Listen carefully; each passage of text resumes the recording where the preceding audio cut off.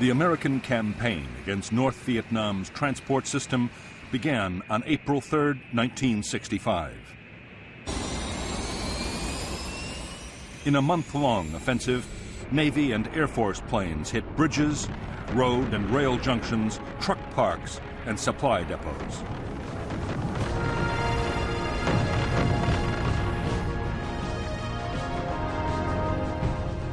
For the Americans, one of the most important targets was the Ham Rung Bridge across the Song Ma River. The bridge was a choke point for troops and supplies moving southwards.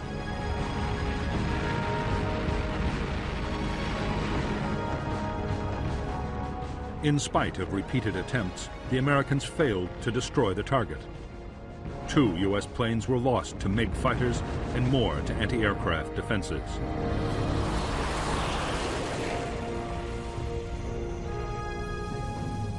Although the bombing was meant to damage the North Vietnamese military transport system, it also had political aims.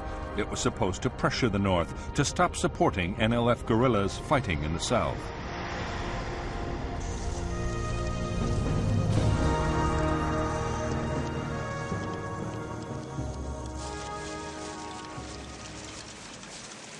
In spite of the mounting damage, Ho Chi Minh, the northern president, was defiant. In South Vietnam, the NLF were doing well on the battlefield. South Vietnamese government forces were on the defensive. Ho meant to continue supporting the war as long as his Chinese and Soviet allies provided the weapons and financial support to carry on.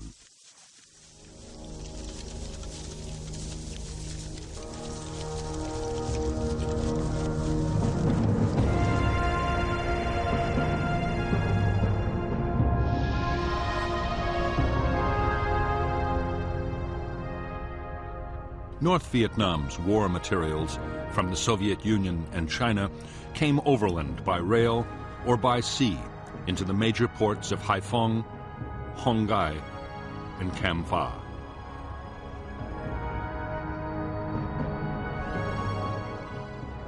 Supplies and troops destined for the war in the south were then sent on to staging areas, especially Dong Hoi.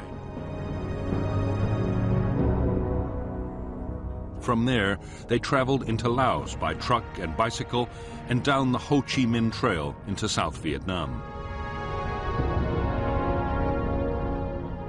More troops and supplies went south by sea.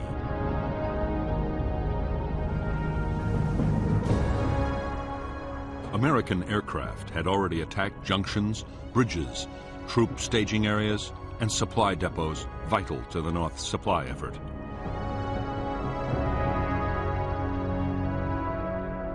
However, the northeast quadrant, with the population centers of Hanoi and Haiphong, would be left alone for the time being, at least.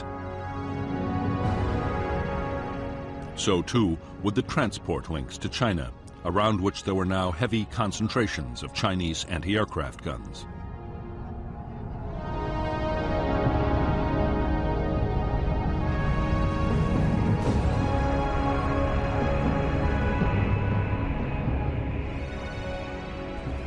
As the Rolling Thunder campaign continued, opposition to the bombing grew in the United States and around the world.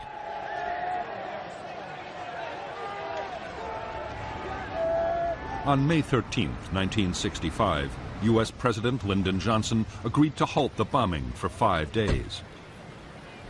As Johnson had expected, North Vietnam firmly rejected his overture.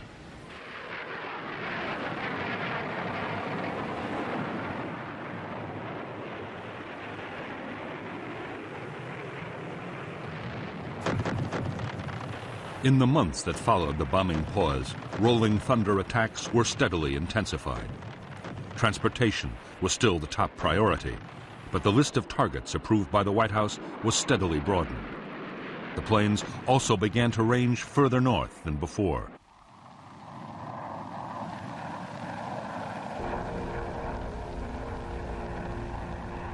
Soon, U.S. fighters had shot down their first MiGs of the air war.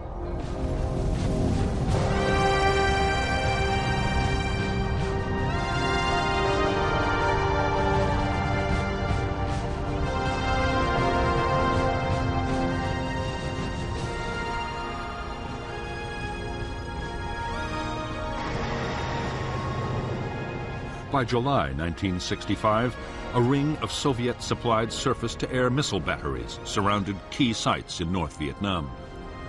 The SAM was 35 feet long and radar-guided. It could hit a target 20 miles away and was one of the most advanced anti-aircraft weapons in the world.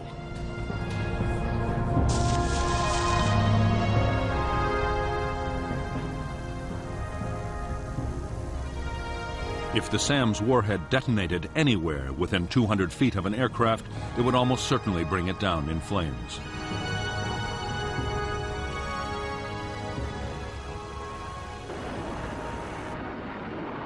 The missile defenses destroyed their first U.S. aircraft in late July 1965. In the coming months, 1 in every 20 SAMs fired would hit its target. By the end of 1965, they had lost 171 planes. For American air commanders, the SAMs were a nightmare. The only solution was to try and stay outside their range for as long as possible.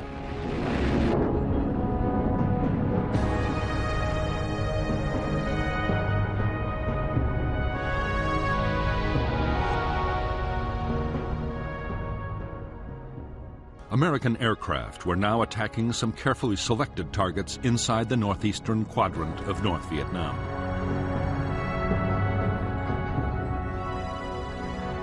However, they had orders to avoid prohibited zones of 10 miles around the capital Hanoi and 4 miles around the port of Hai Phong.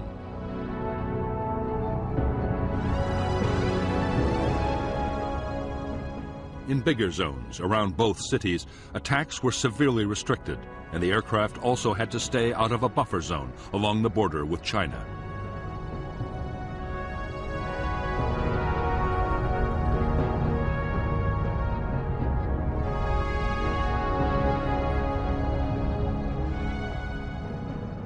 It was in the northeastern quadrant that the North Vietnamese had built up the heaviest concentrations of fighters and anti-aircraft missiles. The Americans knew the operating ranges of the MiGs and the SAMs. Attacking aircraft took elaborate measures to avoid them until the last possible moment.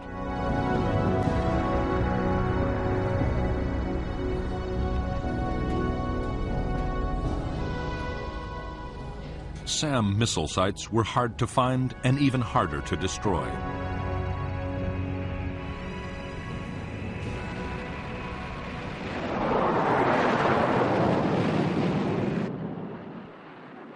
To make the problem worse, those inside prohibited zones around Hanoi and Hai Phong could not be attacked at all. It would be months before the restriction was lifted.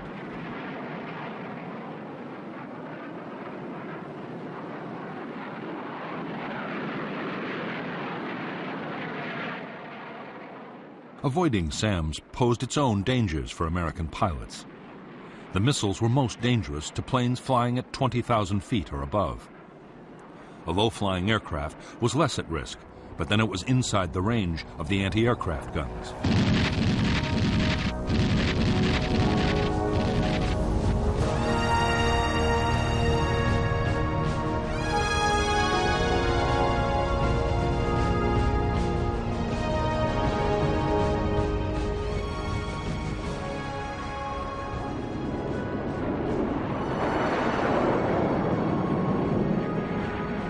By this time, North Vietnam's MiG fighters were being sent into battle whenever the odds seemed in their favor. Always they fought under strict control from the ground. Their tactics were to approach from behind and above the Americans and then mount a sudden ambush.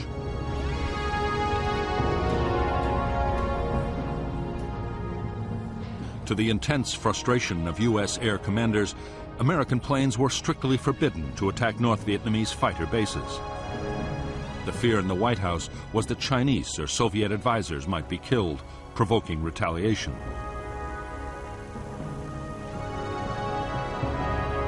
An even bigger worry was that if the North's Air Force were destroyed, Chinese fighter units might take over the defense themselves.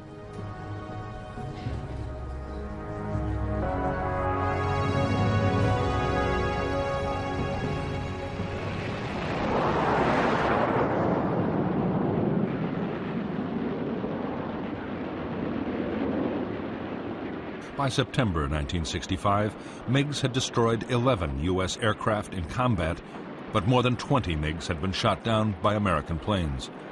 Nearly two-thirds of the whole North Vietnamese fighter force was gone. In October 1965, General Giap, the North Vietnamese defense chief, was forced to order the 921st Fighter Wing to cut back combat operations.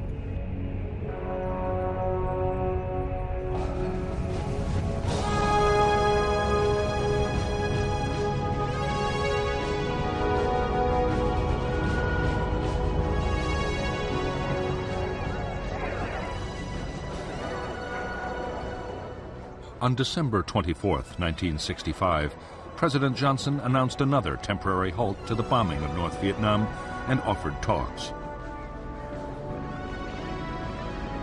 Meanwhile, the war in the South was gathering pace. By the start of 1966, 184,000 U.S. troops had arrived in country.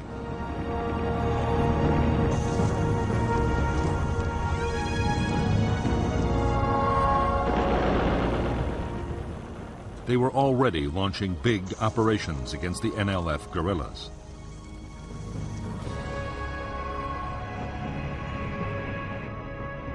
Months before, American leaders had decided that the air war in the South would, if necessary, take priority over operations against the North. Hundreds of transport aircraft and fighter bombers supported American troops. Strike aircraft could be called in by any combat unit in the field. Time after time, their bombs, rockets, and napalm saved American units being overrun by the Viet Cong, but they also hit thousands of civilians in their homes.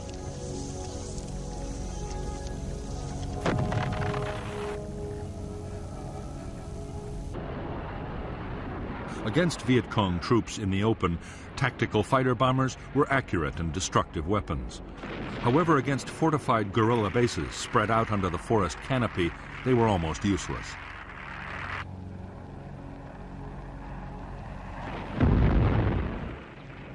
The solution suggested by the U.S. commander in Vietnam, General Westmoreland, was to carpet bomb with B-52s.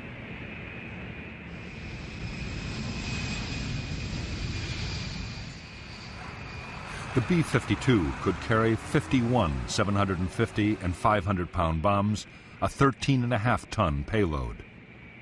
A modified version, the Big Belly, could carry 108 750 and 500-pound bombs, a massive 31 3/4 tons.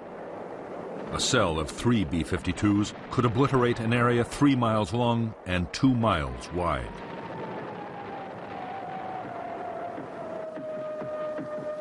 B-52 raids were codenamed Arclight.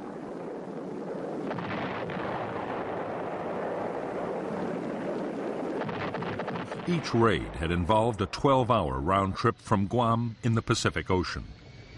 The missions were possible only because for every bomber in the fleet, there was a tanker from Okinawa to refuel it in flight.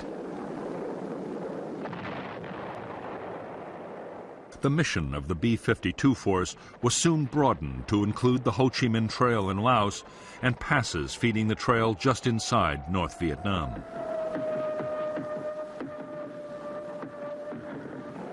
The bombers were also accurate enough to support U.S. troops on the ground. Radar could direct the B-52s to a target day or night up to 200 miles away and tell the crew exactly when to drop their bombs.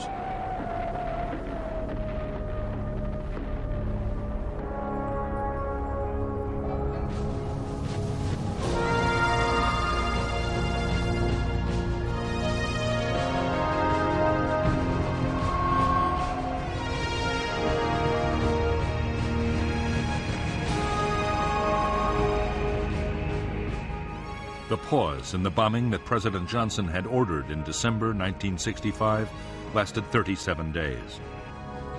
When the bombing restarted, it had coincided with appalling weather. North Vietnam was given a priceless breathing space in which to boost its defenses.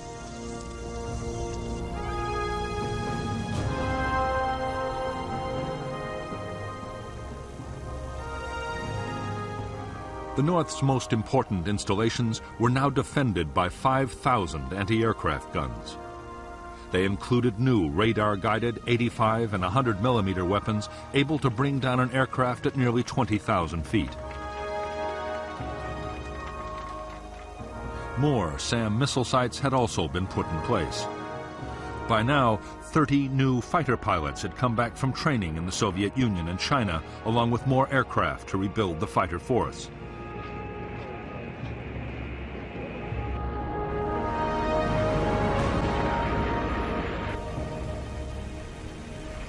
American aircraft losses were now 20 a month over North Vietnam.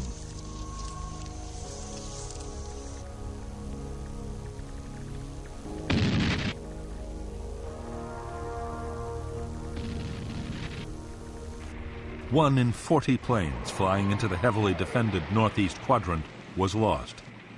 Pilot morale was beginning to suffer. Most were in combat every second day, and some even more often.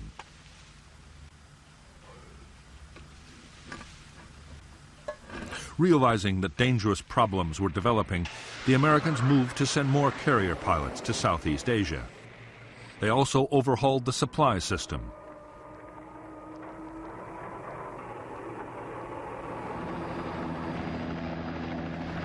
At the same time, other changes were made to help reduce American casualties and boost morale.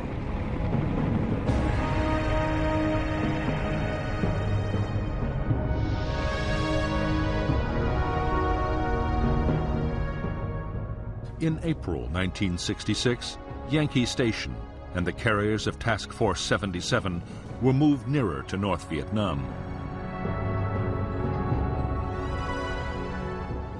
At the same time, two new search and rescue stations were created, called North and South. The stations were placed on the routes most used by U.S. strike aircraft.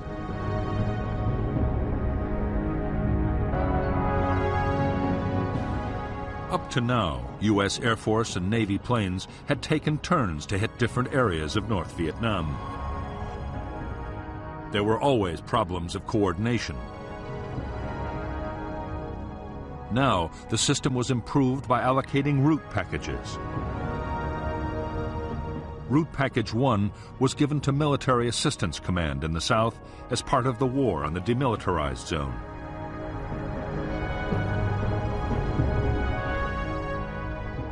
The Air Force was assigned Route Packages 5 and 6A. The Navy concentrated its efforts on the route packages nearer the coast.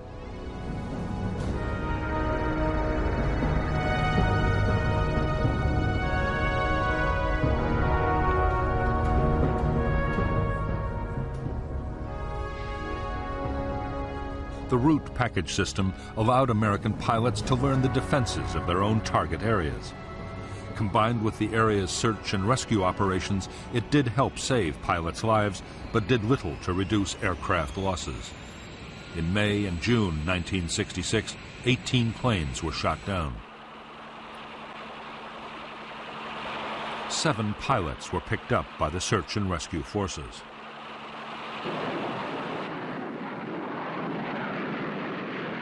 By now, every American raid included attacks to suppress anti-aircraft defenses. Strikes were also supported by a vast array of sophisticated technology. Early warning radar aircraft could alert pilots to MiGs or SAM launches. Electronic warfare planes tried to jam anti-aircraft radars. Wild Weasel strike aircraft, armed with the new Shrike radar-seeking missiles, were deployed to hit the SAM sites.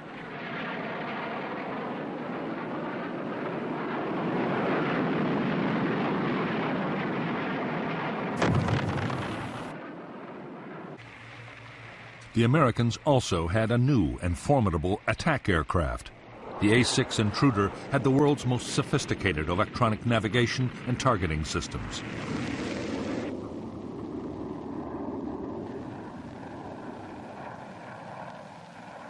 It could find and hit targets day or night in any weather and carried a 6.5-ton bomb load.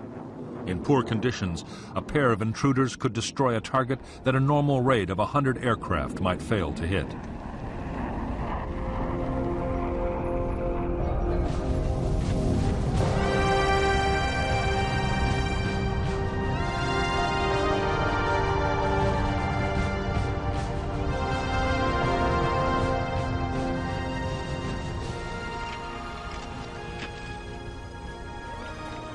More than a year after Rolling Thunder had begun, North Vietnam's leaders were gaining confidence.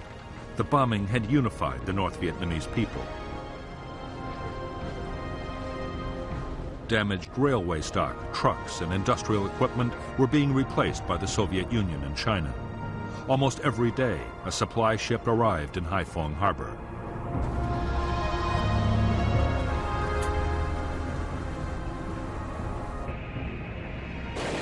The Soviet Union had also supplied new advanced fighter aircraft, bringing the number of North Vietnamese planes to 70. The MiG-21 all-weather interceptor was able to fly at twice the speed of sound and was highly maneuverable.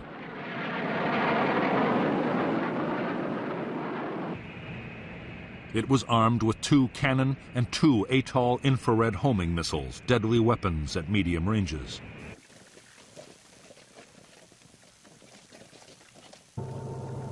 In spite of the American bombing, the North Vietnamese had actually increased the flow of men and supplies to the southern battlefield. Destroyed bridges were bypassed by pontoons and fords, and trucks moved mostly at night.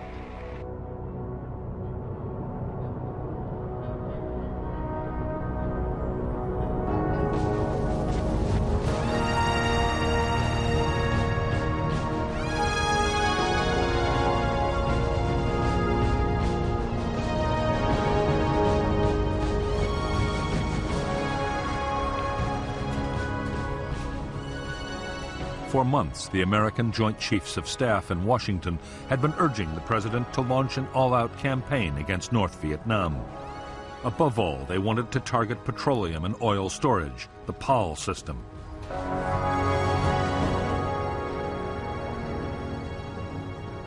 U.S. commanders were confident that an offensive against POL targets would deal a crippling blow to the North Vietnamese war effort.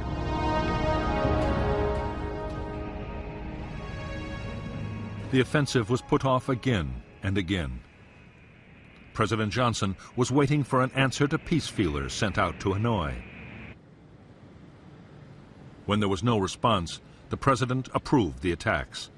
The first POL raids on North Vietnam's fuel storage system were launched on June 29, 1966.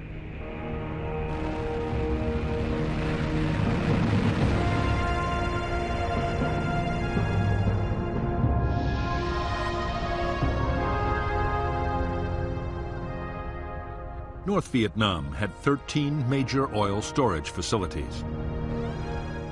2 had already been destroyed and another badly damaged.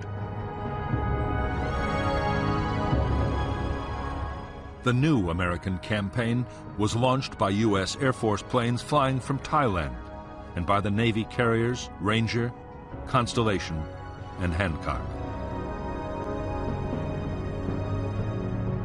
In the first strikes, tanks at Hanoi, Haiphong, and Do Song were hit.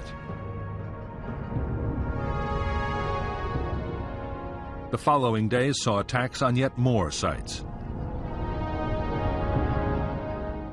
The remaining facilities and fuel-carrying trains from China were next.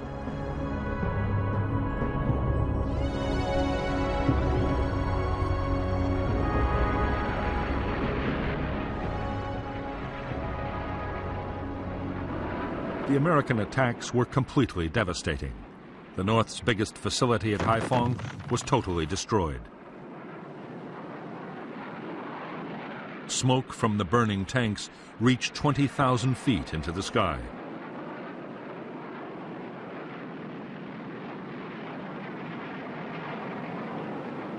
The POL strikes lasted for several weeks.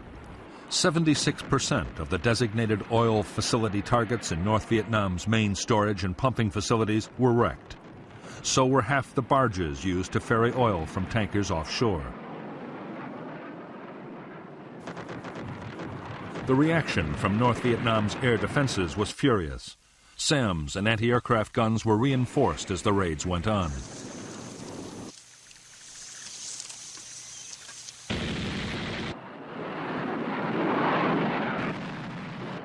The MiGs, flying from airfields still off-limits to U.S. bombs, could attack at will.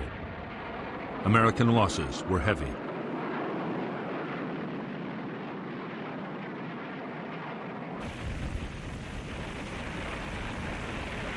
In spite of the massive size of the Paul campaign and the heavy cost in downed aircraft, the American raids had a limited effect.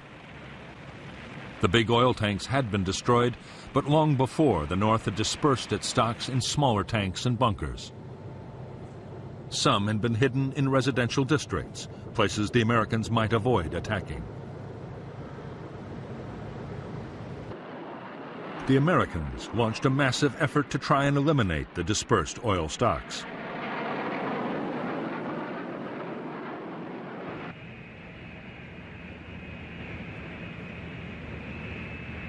After heavy losses of planes and men, they had destroyed only a fraction.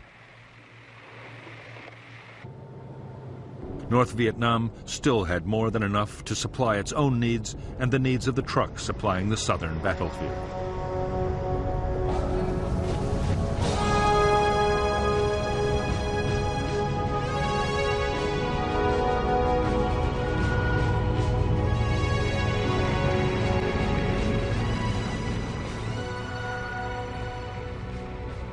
In October 1966, the U.S. Defense Secretary Robert McNamara paid a visit to the American carrier fleet off the shores of North Vietnam. With him was General Wheeler, the chairman of the Joint Chiefs of Staff, and Admiral Sharp, the Pacific Fleet commander.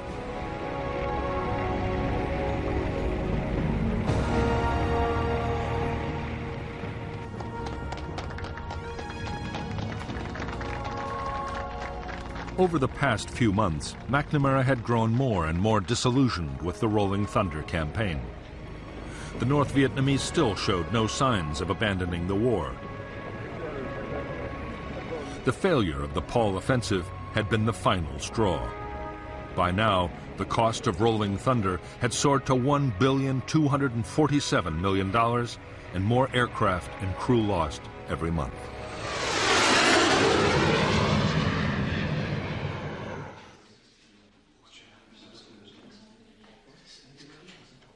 McNamara now favored curtailing the bombing.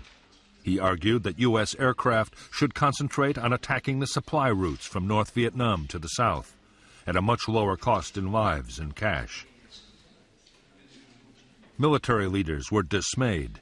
Their argument was that Rolling Thunder had failed because, with all the restrictions, it had never been given a chance to succeed.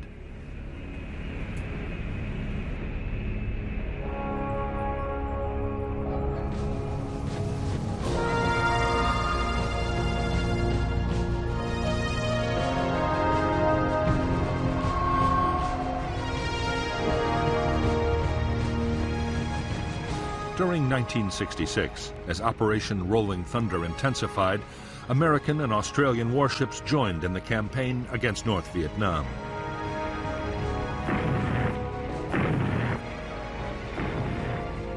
Operation Sea Dragon attacked more than 3,500 land targets, including bridges, railroad yards, and truck parks.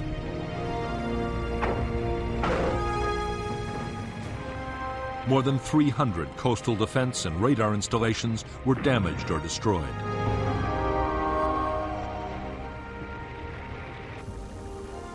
The attacks were fiercely resisted by North Vietnamese coastal artillery batteries.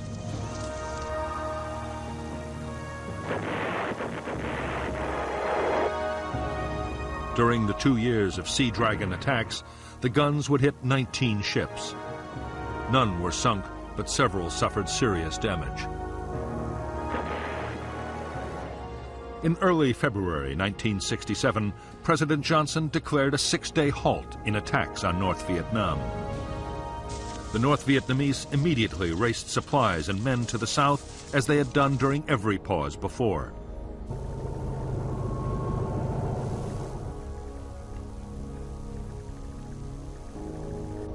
Ho Chi Minh replied to Johnson's offer of negotiations with a demand that the bombing stop completely. Ho made no promise that even then he would talk.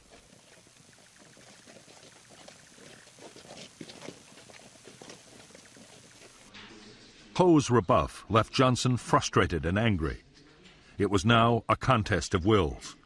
To increase the pressure on North Vietnam, Johnson sanctioned attacks on a new list of bombing targets.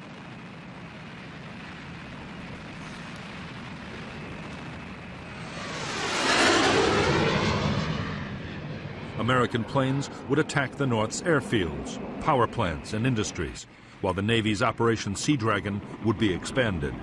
It was a major step towards an all-out campaign.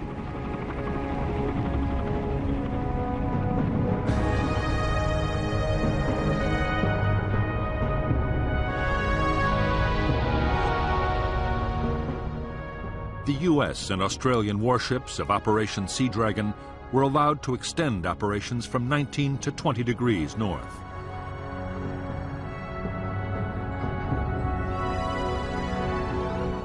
Aircraft were sent to mine river mouths and later inland waterways as well, up to the same line.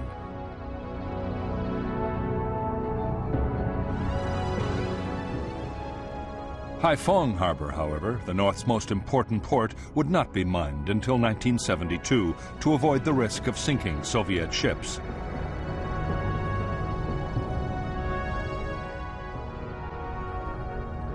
The new targets for U.S. bombers were the airfields, power plants, and industries of the northeastern quadrant. Some targets were inside the previously prohibited zones around Hanoi and Haiphong.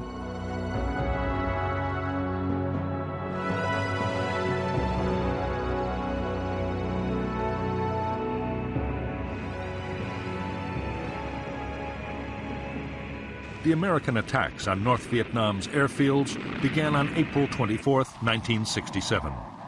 By the end of the year, all but one of the North's MiG bases had been hit. The attacks inflicted heavy damage on runways and installations. There were furious air combats over Hanoi and Haiphong as every available MiG was thrown into action.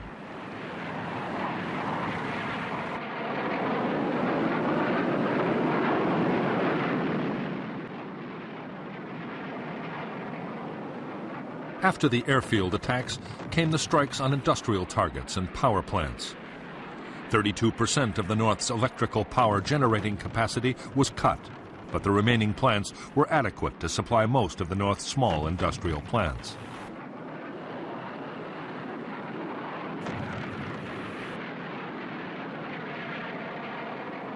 By now, the weather had improved, and the bombers now ranged freely, hitting old and new targets again and again. In May 1967, as desperate battles raged in the skies over Hanoi and Haiphong, the Americans shot down 26 North Vietnamese fighters. North Vietnam's pilot strength had been halved.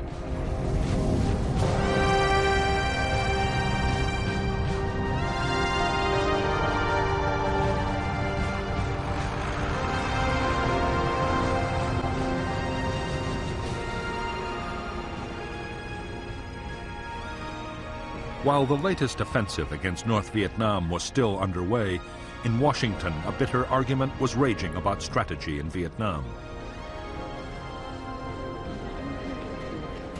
President Johnson's civilian and military advisors were now completely at odds. The military wanted a major escalation of the air and ground war in an all-out push for victory.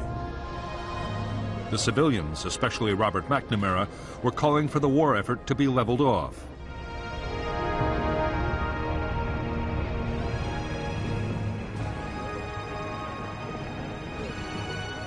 In August 1967, the pressure on President Johnson to side with his military commanders sharply increased. A Senate subcommittee was about to call for much heavier bombing of North Vietnam. To head off criticism, Johnson approved a sharp escalation in Rolling Thunder.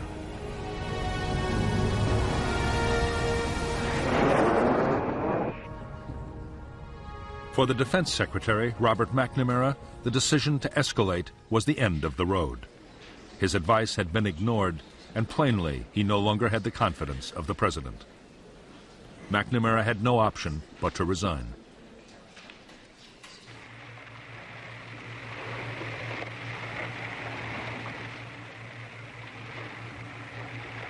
American aircraft now hit a whole list of previously banned targets, including power plants and rail yards inside the Hanoi Circle.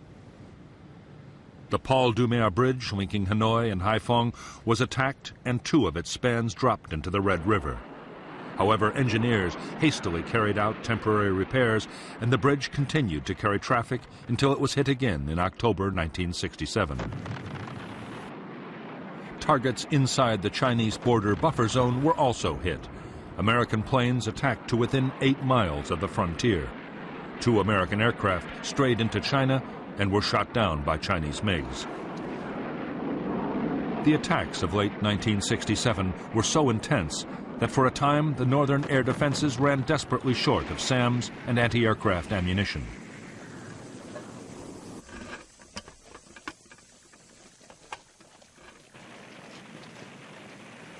Almost all important targets except Haiphong Port had been hit repeatedly.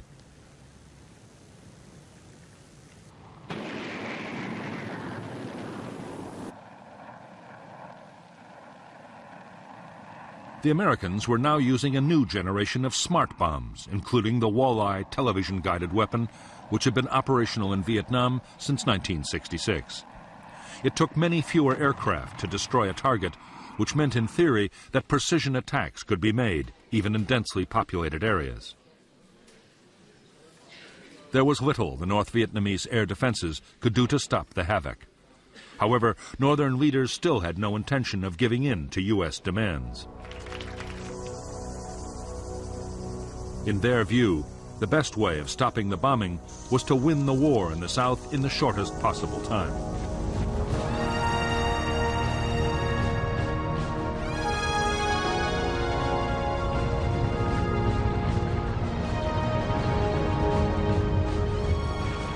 In January 1968, 84,000 NLF and North Vietnamese Army troops launched their long-planned Tet Offensive. They attacked towns and cities all over South Vietnam and held huge tracts of Saigon, the capital, for weeks.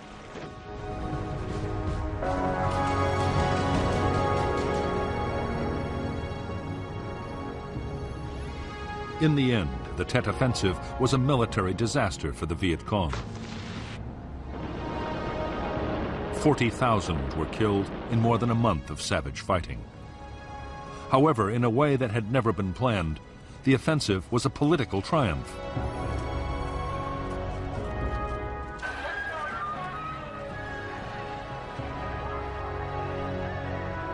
In the United States, public opinion had been turning against the war for months. The sheer scale of the latest offensive now seemed to confirm that U.S. strategy had failed. The pressure on President Johnson to look for a negotiated settlement grew irresistible.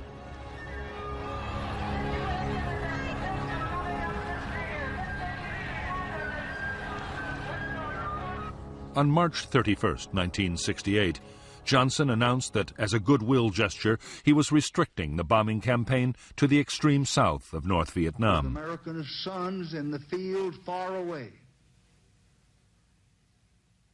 On April 3rd, Hanoi radio announced that if bombing ceased unconditionally, the talks could begin.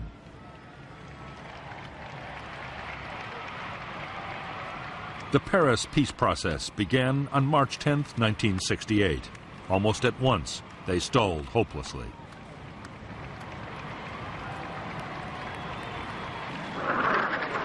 Meantime, U.S. aircraft and warships continued to attack transportation targets below the 20th parallel.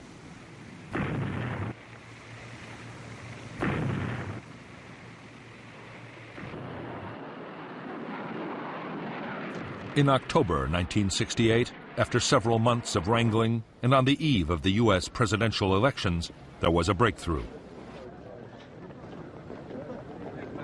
The North Vietnamese agreed that in exchange for a complete halt to the bombing, they, for their part, would no longer infiltrate troops across the DMZ or shell major cities in the south. Johnson knew that being seen to oppose peace could damage his party's chances in the coming elections. Reluctantly, he agreed to stop the bombing.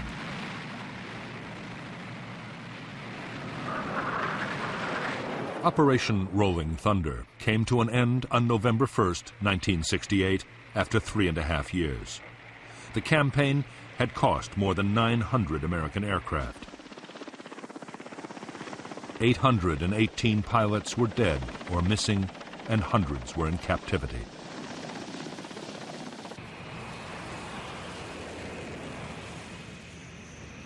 On the northern side, nearly 120 North Vietnamese planes had been destroyed in air combat, in accidents, or by friendly fire. On the ground, according to McNamara's estimates, 182,000 civilians had been killed during Operation Rolling Thunder. 20,000 Chinese support personnel had also been casualties of the bombing.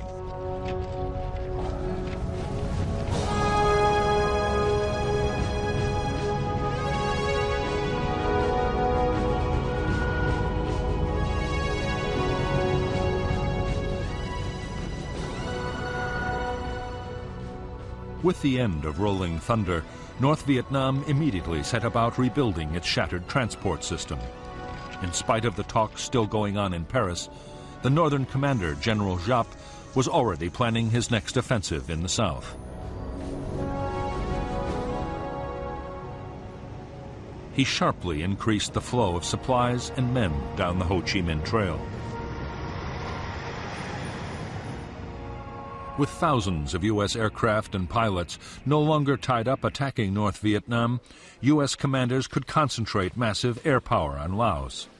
The main aim was to find and destroy the truck convoys moving south.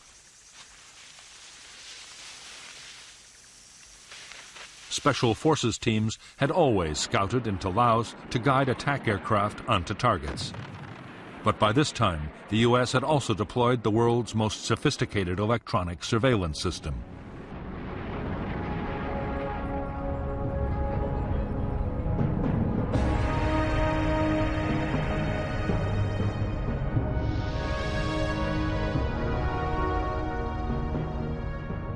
Between 1966 and 1971, in Operation Igloo White, American aircraft laid a sophisticated system of electronic sensors down the Ho Chi Minh Trail in Laos.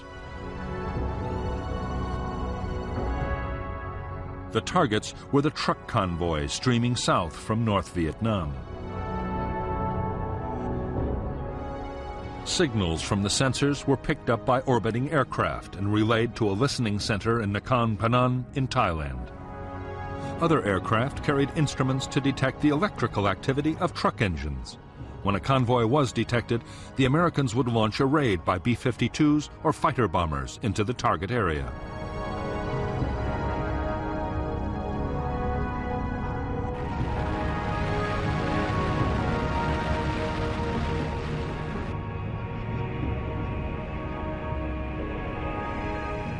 In 1968 alone, U.S. strike aircraft flew 88,000 strikes against targets in Laos. The planes dropped high explosives, cluster bombs, and mines. They were also equipped with new, highly accurate laser-guided bombs.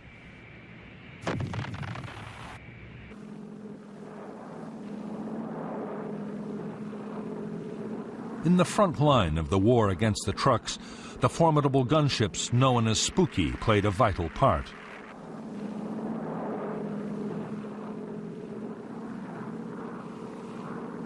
The gunships carried 3 miniguns, each able to fire 6,000 rounds a minute. Flying in a circular pattern over the target, the gunship would rain down an awesome weight of fire.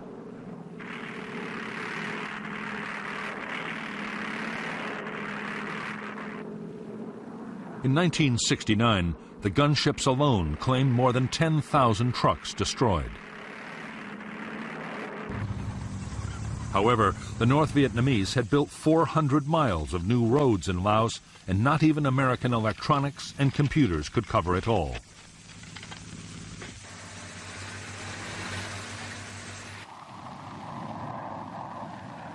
Still, U.S. aircraft would drop 750,000 tons of bombs on Laos, 10 times the weight dropped on Japan in World War II.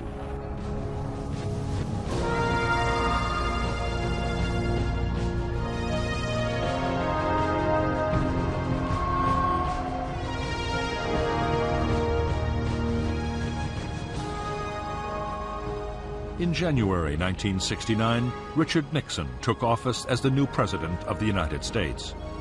Nixon had promised to achieve what he called peace with honor.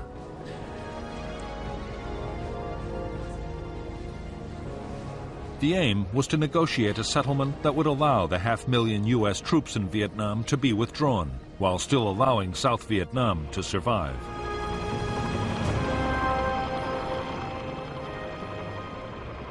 The American plan was to prepare the South Vietnamese to take over their own defense.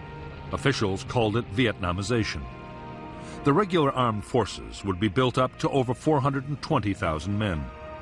They would get modern weapons, including large numbers of tanks, guns, and aircraft.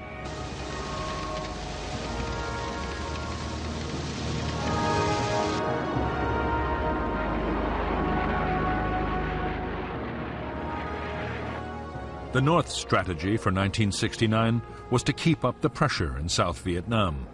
While negotiations were going on, they meant to improve their position on the battlefield.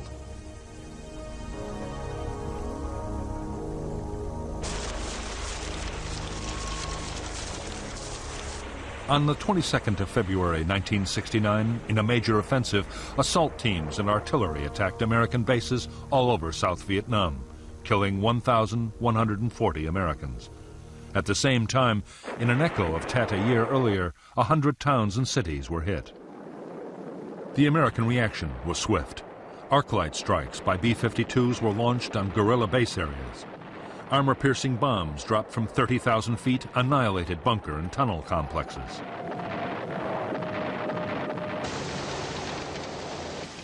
On the ground, American units launched spoiling attacks on guerrilla staging areas and captured enormous quantities of supplies.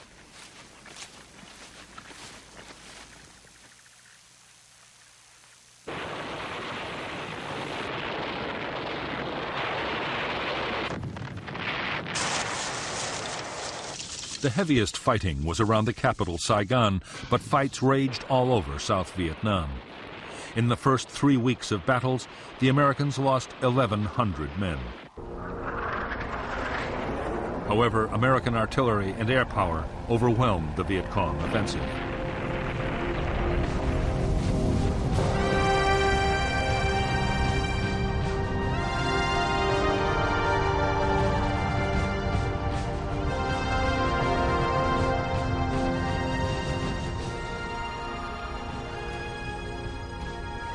In the White House, there was anger and deep frustration at the latest campaign against South Vietnam.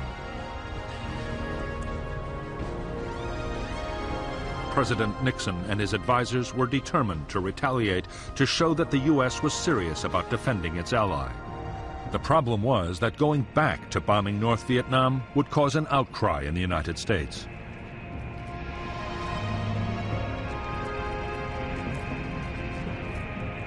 Nixon's plan was to bomb Viet Cong staging areas in Cambodia.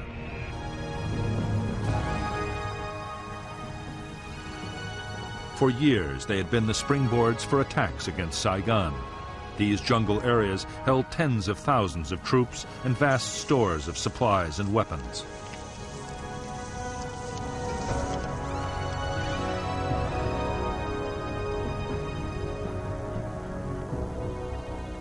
But Washington had forbidden U.S. forces to attack the Cambodian bases. Legally, Cambodia was a neutral state, and there was a risk that American action could draw Cambodia into the war. However, Nixon did not mean to hold back. Operation Menu, the bombing of Cambodia, was to be kept a strictly guarded secret. It was dubbed Menu because the first attack on Base Area 354 had been decided at a breakfast briefing at the Pentagon. The operation was to continue for 14 months.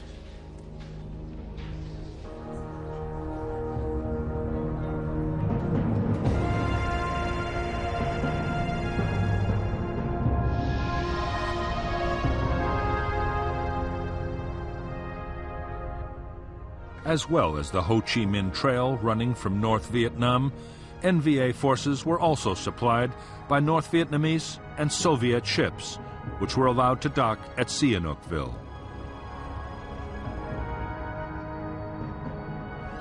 From here, they fed war materials to the main base areas.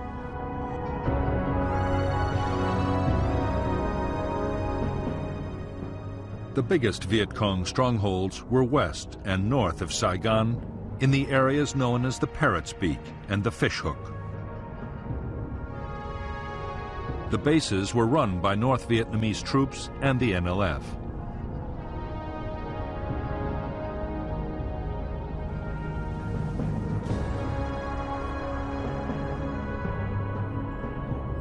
Starting in February 1969, American B-52 bombers from Thailand launched devastating strikes against each of the base areas in turn.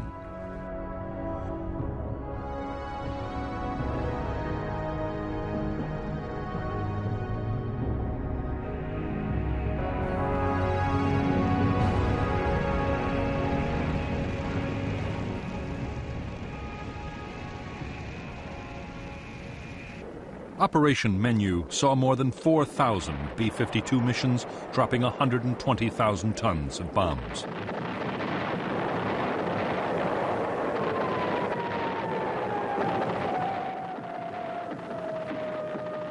In later campaigns, B-52s supported American and South Vietnamese ground incursions into Cambodia and backed Cambodian government forces against the Khmer Rouge guerrillas. Altogether, in 4 years of bombing, U.S. aircraft would unload more than 500,000 tons of bombs on Cambodia.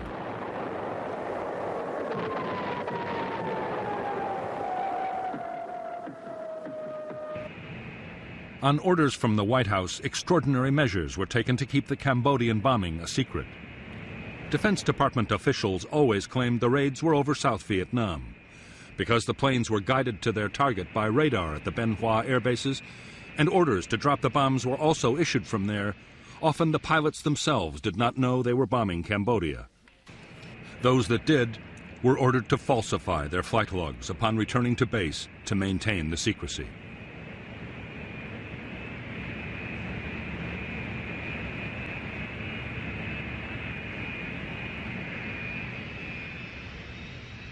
In spite of the elaborate precautions, in May 1969, reports of the secret bombing were published in the American press. Nixon was furious. Only recently, the American public had learned of the My Lai massacre, in which over 200 South Vietnamese villagers had been killed by U.S. troops back in 1968.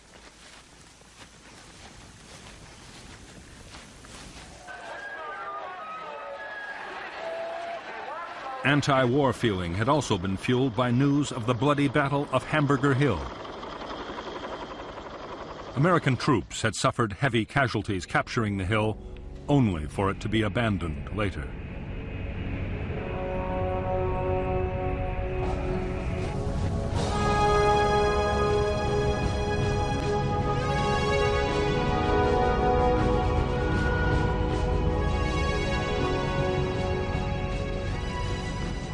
On June 8, 1969, President Nixon met with South Vietnamese President Nguyen Van Thieu on Midway Island in the Pacific.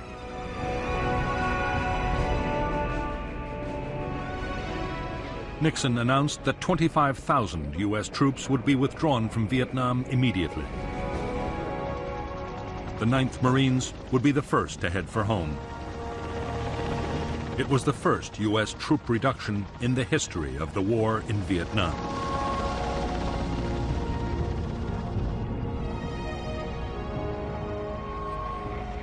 By the fall of 1969, Nixon's initiatives had succeeded in quietening public opposition to the war. To keep up the momentum, the president announced a second batch of troop withdrawals and promised to reduce the draft call.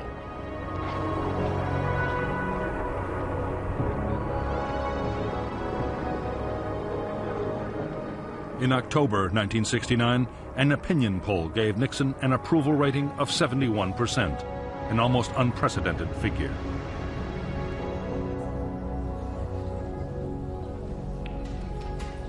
Although Nixon was preparing to pull out American troops, he had no intention of giving up on Vietnam.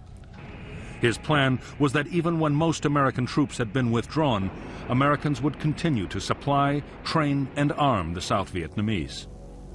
Most important of all, a formidable shield of American air power would remain to deter communist attacks.